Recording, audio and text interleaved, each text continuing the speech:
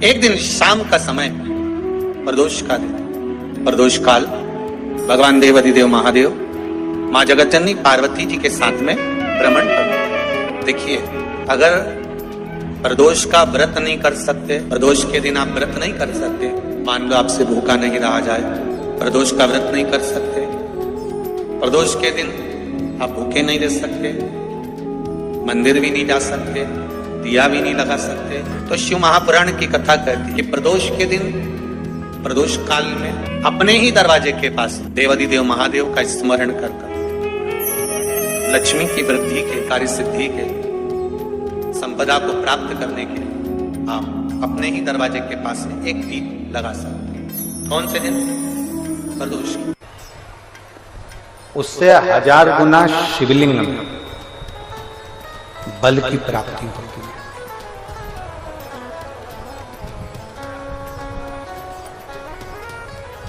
प्रदोष के दिन यदि आपको कहीं से शमी पत्र मिल जाए,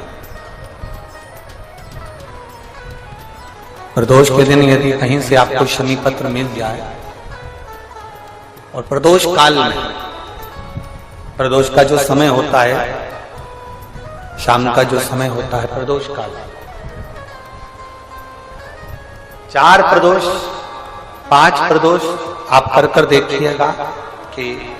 आपका कोई काम है, कोई नौकरी के लिए आप अप्लाई कर रहे हैं, कोई समस्या बड़ी विकट आ गई है, कोई तकलीफ, बड़ा गला पकड़ रहा है बेटा, कोई तकलीफ विकट आ गई है, कोई समस्या विकट आ गई है,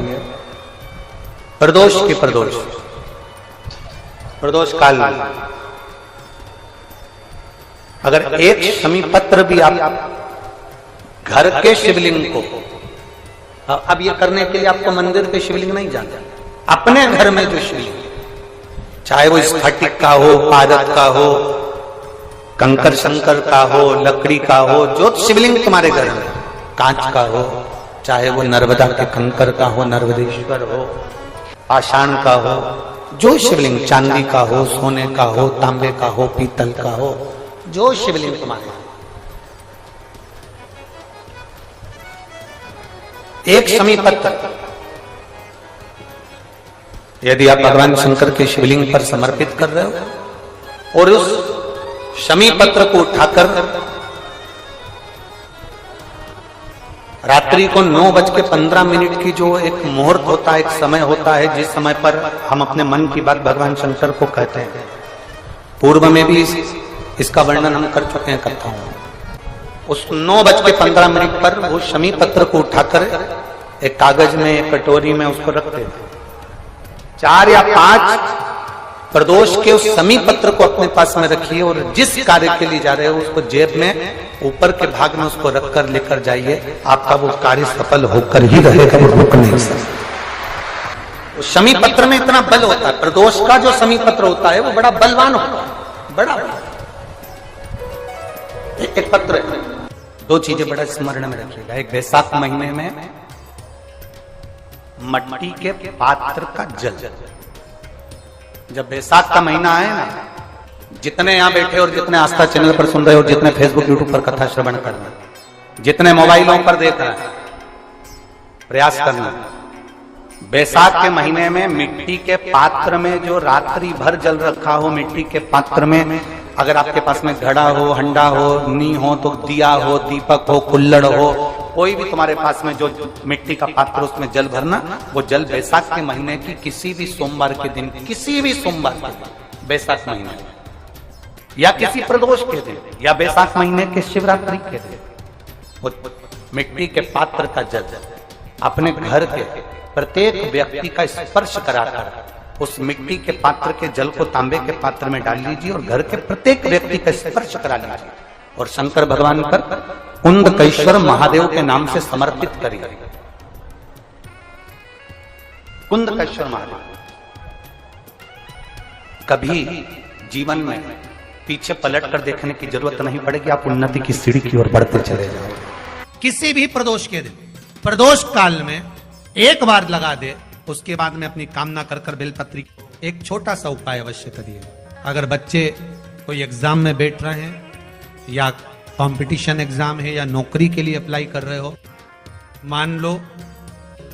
4-6 महीने से बैठे हो, 8 महीने से बैठे हो, सर्विस नहीं है, नौकरी नहीं है, तो एक छोटा सा उपाय अवश्य करिए शिव महापुराण का। महाराज बेलपत्री के पेड़ के नीचे विराजमान होकर, बेलपत्री के पेड़ के नीचे जिसको नौकरी के लिए या एग्जाम में बैठ रहा है वो जल चढ़ाए, बेलपत्री के पेड़ के नीचे थोड़ा सा दूध चढ़ाए, फिर जल चढ़ाए और अपने राइट भाग में घी का दिया और अपने लेफ्ट भाग में तेल का दिया। किसी भी प्रदोष के दिन, प्रदोष काल में एक बार लगा दे, उसके बाद में अपनी कामना कर कर बेलपत्री के पेड़ के नीचे धोख लगाकर प्रणाम कर कर जाए और चले जाए इंटरव्यू के लिए, बाबा उत्तीर्ण करा ही देगा, नौकरी दिलाए। जिस दिन रविवार की प्रदोष पड़े उस दिन एक लाल वस्त्र में पीली सरसों रखकर और उसके अंतर्गत कुछ भी एक, या तो बमुल का कांटा ना मिले तो गुलाब का कांटा ही उसके अंतर्गत रख लीजिए। और मान लो कोई काम ऐसा है कि उसमें पैसा तुम्हारा आ ही नहीं रहा, बहुत घाटे पर घाटा जा रहा है, नुकसान बहुत हो रहा है और कोई काम हो ही नहीं रहा, तो महाराज जिस दिन रविवार की प्रदोष पड़े उस दिन एक लाल वस्त्र में पीली सरसों रखकर और उसके अंतर्गत कुछ भी एक, या तो बमुल का कांटा ना मिले तो गुलाब का कांटा ही उसके अंतर्गत रखें और उसको शिव मंदिर का स्मरण कराकर शंकर भगवान का नाम लेकर रू भैरव, कौन सा भैरव है उसकी भी कथा भी आने वाली है। ये दारुक नाम के राक्षस का संहार करने के लिए जब माता अवतार लेगी तब शंकर भगवान बच्चे का रूप रखकर रोएंगे, तो शिव जी का एक नाम होगा रू भैरव। ये भैरव कहां पर रहता है, तो कहा ये शमशान में रहता है। कहां रहता है ये भैरव? शंकर का जो एक अवतार है रू भैरव, ये भैरव अवतार शमशान में रहता है। तो इस भैरव का काम क्या है, तो कहा शमशान में, शमशान की जो अग्नि होती है भले गीली लकड़ी रहे, भले उसमें कोई पदार्थ डाले ना डाले, थोड़ी देर में वो अग्नि रू आवाज, हल्की सी शमशान की जो अग्नि जलती है उसमें एक आवाज आती है। आप ऐसे कोई अग्नि जलाएंगे ना, आवाज नहीं आएगी, ध्यान देना। हमारे शमशान में अगर जो लोग गए होंगे मुर्दा जलाने के लिए, तो अगर वो एकांत में बैठेंगे तो उसमें से एक आवाज आती है रू। तो शिव पुराण कह रही है कि उस सरसों को, कांटे को रू भैरव का नाम लेकर जिस व्यापार जो नहीं चल रहा है, दुकान जो नहीं चल रही है, उस दुकान के सामने, उस व्यापार के सम्मुख में उसको जला दिया जाता है। ये करा जाता है रवि प्रदोष के दिन। कौन से प्रदोष? रवि प्रदोष, जो सुख का भान कराता है, व्यापार की उन्नति के लिए, समृद्धि के लिए, लक्ष्मी के लिए इसका प्रयोग किया जाए। तो यहाँ पर दारुक नाम का जो असुर है, दारुक नाम का जो राक्षस है, उसका एक ही कहना है कि मैं मरू, मना नहीं है ब्रह्मदेव पर को। नंदी का एक पांव जो ऊपर होता है, आप लोग दर्शन करे होंगे शंकर जी के मंदिर में नंदी के, तो नंदी का एक पांव उठा हुआ होता है, एक पांव नीचा की ओर रहता है। हड्डी से जुड़ा हुआ रोग, नेत्रों से जुड़ा हुआ, मस्तिष्क से जुड़ा हुआ कोई रोग रहता है तो एक नीले कलर का फूल आता है हमारा, उस फूल में हल्दी डालकर गुरुवार का प्रदोष पड़ने पर जो नंदी के पांव के पास समर्पित कर देता है हमारा, उसका रोग धीरे धीरे समाप्त होने लगता है। लिंग पुराण कहती है कि नंदीश्वर भगवान के सामने जो पुष्प समर्पित करा जाता है उसको, ये तो लिखा था स्कंद पुराण और शिव पुराण, लिंग पुराण कहती है जो फूल आपने समर्पित करा उसको लाकर पानी की बाल्टी में डालकर आप स्नान भी कर सकते हो, उससे भी हड्डी के जितने रोग होते हैं उसमें आराम लगने लगता है। जैसे कहीं शरीर नहीं चल रहा, हाथ झुन्न पड़ रहा है, हाथ काम नहीं कर रहा, हाथ में झुंझुनी आ रही है, कंपन आ रहा है, जैसे मान लो कोई काम, चाहे वो शनिचरी प्रदोष हो, चाहे रविवार की हो, सोमवार की हो, मंगल की हो, बुधवार की हो,